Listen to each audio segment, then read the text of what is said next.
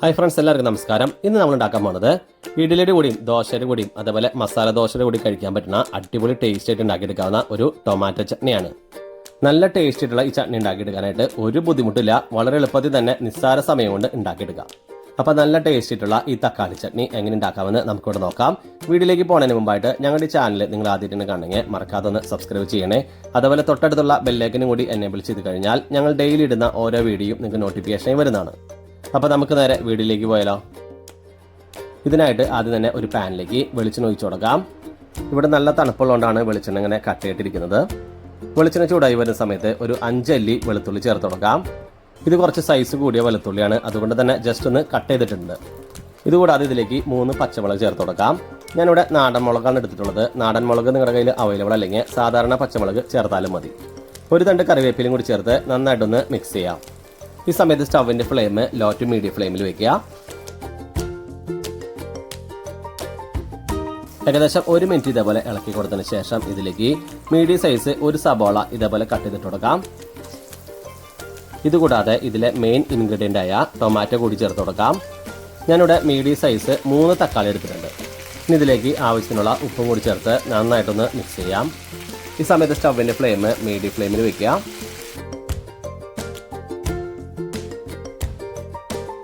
അപ്പോൾ നമ്മൾ ചേർത്ത് കൊടുത്ത തക്കാളി സബോളൊക്കെ ആവശ്യത്തിന് വഴണ്ട് വന്നിട്ടുണ്ട്. ഇനി ഇതിലേക്ക് കുറച്ച് പൊടികളൊക്കെ മിക്സ് ചെയ്യാം. അതിനായിട്ട് സ്റ്റവിൻ്റെ ഫ്ലെയിം ലോ ഫ്ലെയിം ആക്കിയതിന് ശേഷം 1/4 ടീസ്പൂൺ മഞ്ഞൾപ്പൊടി, 1 ടേബിൾ സ്പൂൺ സാധാരണ മുളക് പൊടി കൂടി ചേർത്ത് പൊടികളുടെ പച്ചമണം മാറി കിട്ടുന്നവരെ കണ്ടിന്യൂസ് ആയിട്ടൊന്ന് ഇളക്കി കൊടുക്കാം. ഈ സമയത്ത് സ്റ്റവിൻ്റെ ഫ്ലെയിം ലോ ടു മീഡിയം ഫ്ലെയിമിൽ വെക്കുക.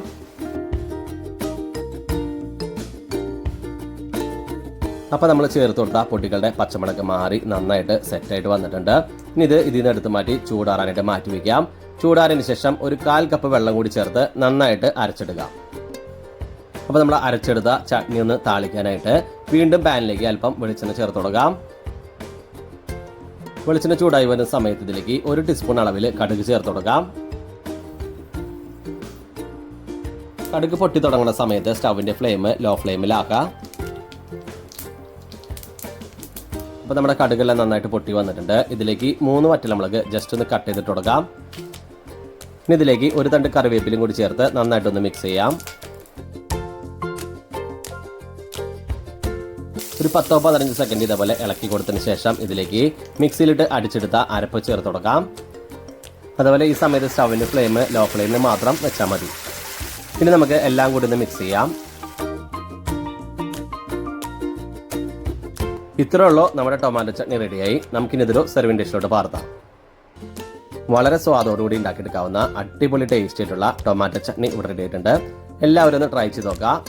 ഇഡ്ഡലിയുടെ കൂടിയും ദോശയുടെ കൂടിയും അതേപോലെ മസാല ദോശയുടെ കൂടെയൊക്കെ അടിപൊളി ഒരു കോമ്പിനേഷൻ തന്നെയാണ്. അപ്പോൾ എല്ലാവരും ട്രൈ ചെയ്തതിന് ശേഷം നിങ്ങളുടെ വലിയൊരു ഫീഡ്ബാക്ക് ഒക്കെ അറിയിക്കുക. ഞങ്ങളുടെ ഈ വീഡിയോ ഇഷ്ടമായി ലൈക്ക് ചെയ്യുക, ഷെയർ ചെയ്യുക. ഒപ്പം ഞങ്ങളുടെ ചാനലൊന്ന് മറക്കാതെ സബ്സ്ക്രൈബ് ചെയ്യുക.